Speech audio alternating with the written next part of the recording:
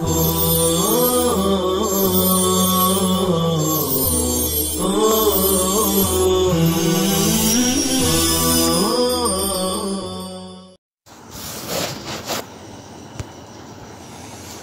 اللہ الرحمن الرحیم عن سہل بن سعد رضی اللہ عنہ قال قال رسول اللہ صلی اللہ علیہ وسلم ان العبد ليعمل عمل اہل النار وانه من اہل الجنة ويعمل عمل اہل الجنة وإنه من أهل النار وإنما الأعمال بالخواتيم متفق علیہ۔ حضرت سہل بن سعد رضی اللہ تعالی عنہ سے روایت ہے، انہوں نے فرمایا کہ رسول اللہ صلی اللہ علیہ وسلم نے ارشاد فرمایا، بے شک بندہ جہنمیوں والا عمل کرتا بلا شبہ وہ اہل جنت میں سے ہوتا ہے، اور ایک شخص اہل جنت جیسا عمل کرتا ہے اور ہوتا ہے دوزخیوں میں سے۔ اعمال کا اعتبار تو بس خواتین پر ہے۔ حضرت سہل بن سعد الساعدی الانصاری، کنیت ابو العباس ہے۔ قبل از اسلام ان کا نام حزن تھا، نبی علیہ السلام نے بدل کر سہل رکھ دیا۔ آپ صلی اللہ علیہ وسلم کے وصال کے وقت ان کی عمر صرف 15 برس کی تھی۔ سن 91 ہجری میں ان کی وفات مدینہ منورہ میں ہوئی۔ مدینے میں وفات پانے والے یہ آخری صحابی ہیں۔ ان سے روایت کرنے والے خود ان کے فرزند عباس، زہری اور ابو حازم ہیں۔ ان کی مرویات 188 ہیں۔ فرماتے ہیں قال رسول اللہ صلی اللہ علیہ وسلم ان العبد اے عبد من عبید اللہ، اللہ کے بندوں میں سے ایک بندہ، لَيَعْمَلُ عَمَلَ أَهْلِ النَّارِ، ظاہری طور پر یا ابتداً یا پھر مخلوق کی نظر میں دوزخیوں جیسا عمل کرتا ہے۔ وَإِنَّهُ مِنْ أَهْلِ الْجَنَّةِ، حالانکہ وہ باطناً یا اخیر کے اعتبار سے یا علم الہی میں جنتی ہوتا ہے۔ وَإِنَّهُ میں واو حالیہ،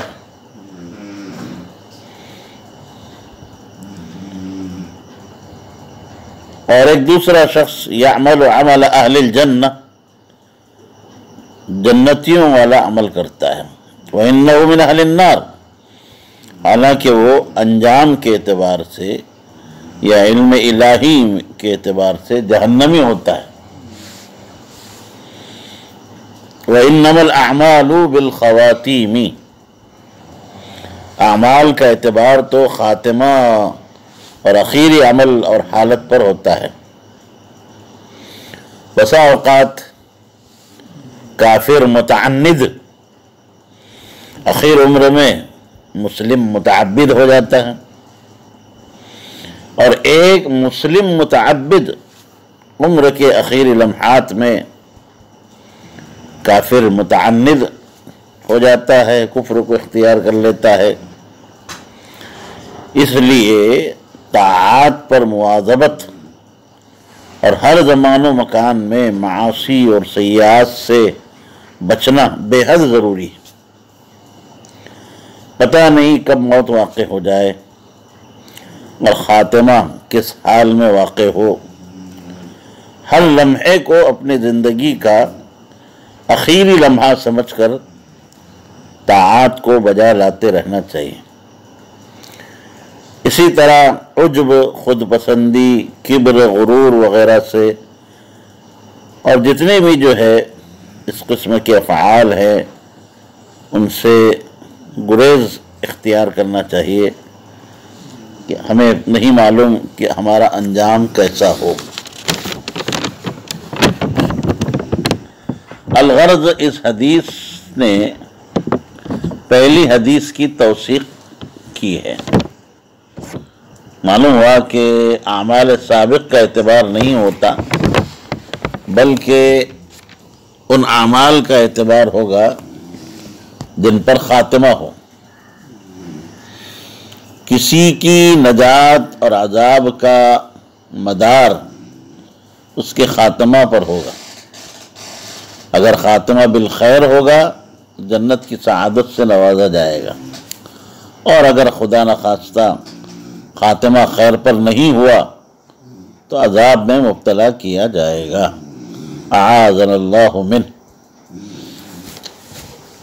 عن عائشة رضی اللہ عنہا قالت دعی رسول اللہ صلی اللہ علیہ وسلم الى جنازة صبی من الانصار فقلت یا رسول اللہ طوبى لهذا عصفور من عصافير الجنة لم يعمل السوء ولم يدركه فقال أو غير ذلك يا عائشة إن الله خلق للجنة أهلا خلقهم لها وهم في أصلاب آبائهم وخلق للنار أهلا خلقهم لها وهم في أصلاب آبائهم۔ حضرت عائشہ رضی اللہ عنہا سے روایت ہے، فرمایا کہ رسول اللہ صلی اللہ علیہ وسلم کو انصار کے ایک بچے کی نماز جنازہ کے لیے مدعو کیا گیا۔ میں نے عرض کیا یا رسول اللہ، اس بچے کو خوشخبری ہو، مبارک ہو، یہ تو جنت کی چڑیوں میں سے ایک چڑیا ہے۔ لم يعمل السوء، کوئی برا کام نہیں کیا، ولم يدركه، اور نہیں برائی کی حد تک پہنچا۔ فقال، حضرت صلی اللہ علیہ وسلم نے فرمایا، یا عائشہ، اے عائشہ، او غیر ذلک، کیا تم یہ اعتقاد رکھتی ہو جو تم کہہ رہی ہو، حالانکہ حق اس کے سوا ہو؟ اللہ تعالیٰ نے جنت کے لیے کچھ لوگوں کو پیدا کیا ہے۔ خلق للجنت اہلا، خلقہم لہا، اللہ تعالیٰ نے جنت کے لیے ان کو پیدا کیا ہے۔ وہم فی اصلاب آبائہم، اس حال میں کہ وہ اپنے آبا کی پشت میں تھے۔ وخلق للنار اہلا، اور دوزخ کے لیے بھی کچھ لوگوں کو پیدا کیا ہے۔ وہم فی اصلاب آبائہم، جبکہ وہ اپنے باپوں کی پشتوں میں تھے۔ رواہ مسلم۔ ام المؤمنین حضرت عائشہ بنت ابی بکر صدیق رضی اللہ تعالی عنہما، حضرت عائشہ کی والدہ کا نام ام رومان بنت عامر بن عویمر۔ آپ صلی اللہ علیہ وسلم نے نبوت کے 10ویں سال ہجرت مدینہ سے 3 سال قبل بماہ شوال بمقام مکہ المکرمہ حضرت عائشہ سے نکاح فرمایا، اور ہجرت کے بعد دوسرے سال 18ویں مہینے میں، شوال ہی کے مہینے میں، جبکہ حضرت عائشہ کی عمر شریف 9 سال کی تھی، مدینے میں رخصتی ہوئی، اور 9 سال آپ کی رفاقت کا حضرت عائشہ رضی اللہ عنہا کو شرف حاصل ہوا جب نبی کریم صلی اللہ علیہ وسلم کی وفات ہوئی، اس وقت حضرت عائشہ صدیقہ رضی اللہ عنہا کی عمر شریف 18 برس کی تھی۔ آپ نے حضرت عائشہ صدیقہ کے علاوہ کسی کنواری عورت سے شادی نہیں فرمائی۔ حضرت عائشہ انتہائی فقیہہ، عالمہ، فصیحہ، فاضلہ تھیں۔ رسول اللہ صلی اللہ علیہ وسلم سے بکثرت احادیث کو انہوں نے روایت فرمایا۔ اسی طریقے سے تاریخ عرب کی بڑی ماہر تھیں۔ صحابہ اور تابعین کی ایک بڑی جماعت نے ان سے روایتیں بیان کی ہیں۔ سن 57 ہجری منگل کی رات میں بتاریخ 17 رمضان المبارک مدینہ منورہ میں وفات پائی۔ حضرت ابو ہریرہ رضی اللہ تعالی عنہ نے آپ کی نماز جنازہ پڑھائی۔ حضرت عائشہ کی مرویات 1210۔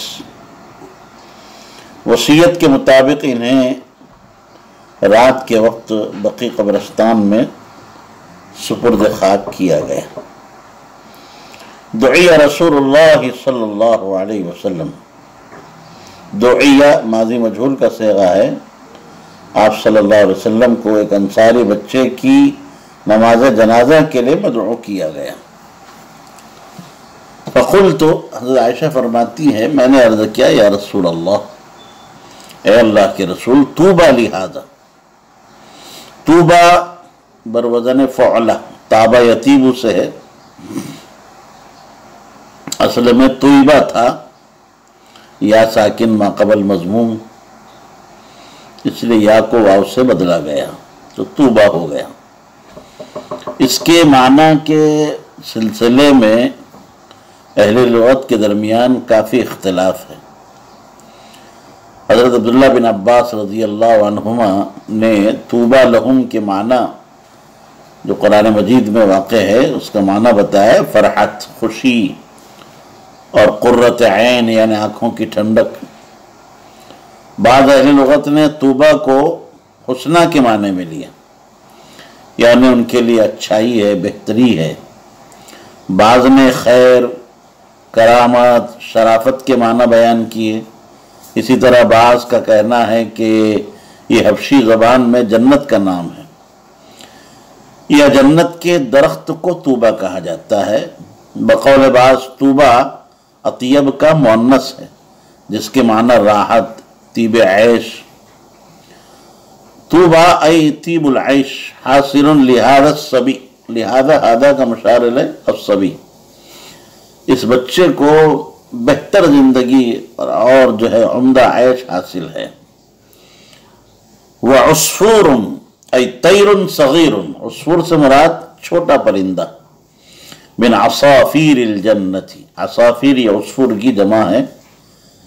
بے گناہی اور معصومیت میں چڑیا کی طرح ہے، جیسے چڑیا بے گناہ ہوتی ہے، اس پر کوئی گناہ نہیں، ایسے یہ بچہ بھی جو ہے معصوم ہے، بے گناہ ہے، جنت میں جہاں چاہے جائے، آئے پھرے، گھومے۔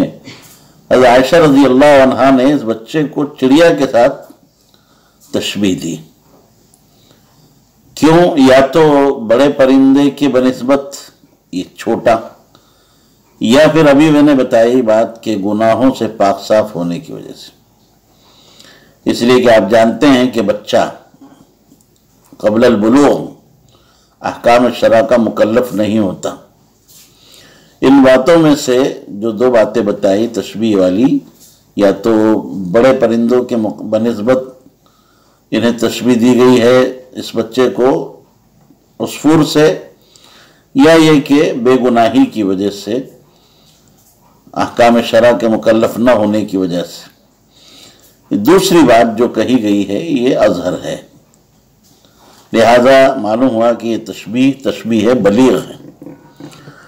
ثم لم يعمل السوء، لم يعمل السوء، السوء سے مراد الذنب، یعنی اس بچے نے کوئی گناہ نہیں کیا۔ علامہ مظہر فرماتے ہیں لم يعمل ذنبا، کہ اس نے نہ تو حقوق اللہ سے متعلق کوئی گناہ کیا ہے اور نہ ہی حقوق العباد سے متعلق، جیسے کسی مسلمان کے مال کو تلف کرنا یا کسی کو عمدن بلا وجہ قتل کرنا وغیرہ، اس سے ایسا کوئی فعل صادر نہیں ہوا کہ جس کی وجہ سے اس کے ذمے دیت یا جرمانہ لازم ہو۔ وَلَمْ يُدْرِكْهُ أي لم يلحقه السوء، یہ سابقہ جملے کی تاکید ہے، یا یہ وہ بچہ، یا یہ مطلب لیا جائے گا کہ وہ بچہ حد تکلیف کو ہی نہیں پہنچا جیسے میں نے ترجمہ کیا اور انتقال کر گیا، چہ جائے کہ کوئی گناہ کا وہ مرتکب ہوتا، تو یہ تاکید کے مقابلے میں تاسیس اولا ہے۔ وقال او غیر ذالک، واو کو فتح پڑھا جائے گا، او غیرو کی را کو ضمہ اور ذالکہ کے کاف کو کسرہ۔ صحیح اور مشہور روایت یہی ہے۔ حمزہ اور واو کے درمیان جملہ محذوف ہے، یہ حمزہ استفہام انکاری ہے۔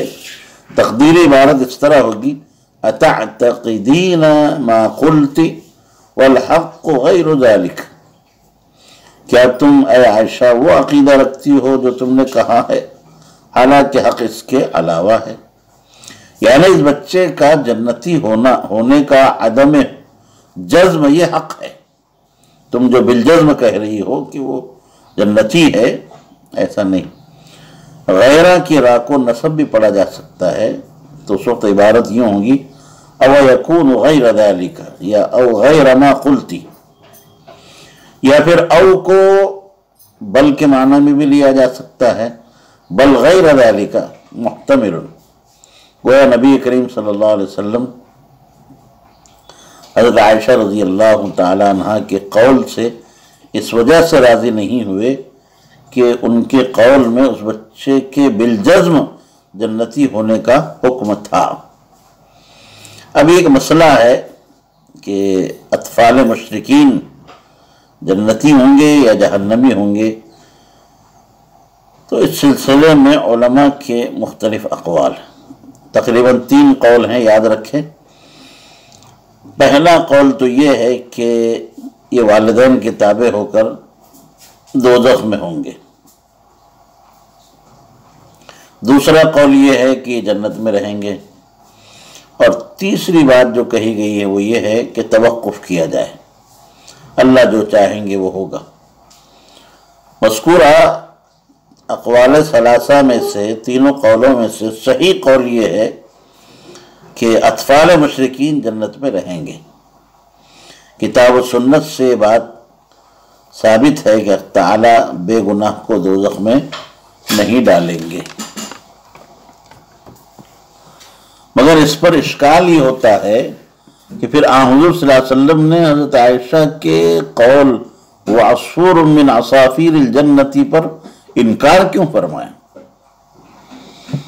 تو حافظ طور پشتی رحمۃ اللہ علیہ فرماتے ہیں کہ آپ صلی اللہ علیہ وسلم کا حضرت عائشہ کو اس طرح کہنا اس حکم کے نزول سے پہلے تھا، جس میں آپ کو اطلاع دی گئی کہ اطفال مشرکین جنتی ہوں گے، اس سے پہلے کی یہ بات ہے۔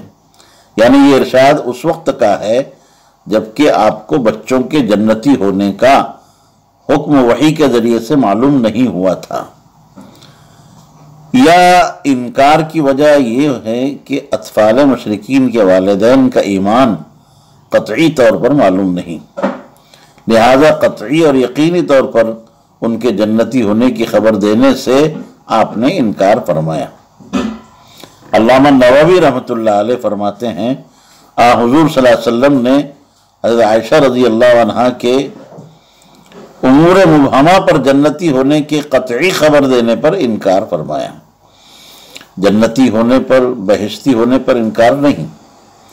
یعنی حضرت عائشہ نے اس کے جنتی ہونے پر جو یقین اور جزم کے ساتھ حکم لگایا تھا، گویا انہیں علم غیب ہے اور اللہ کی مصلحت کے رازداں ہیں، اس لیے سرکار دو عالم صلی اللہ علیہ وسلم نے ان کے اس جزم اور یقین پر تنبیہ فرمائی کہ تم اپنے اس وثوق کی بنا پر گویا کہ غیب دانی کا اقرار کر رہی ہو، دعویٰ کر رہی ہو، جو کسی بندے مومن کے لیے مناسب نہیں ہے۔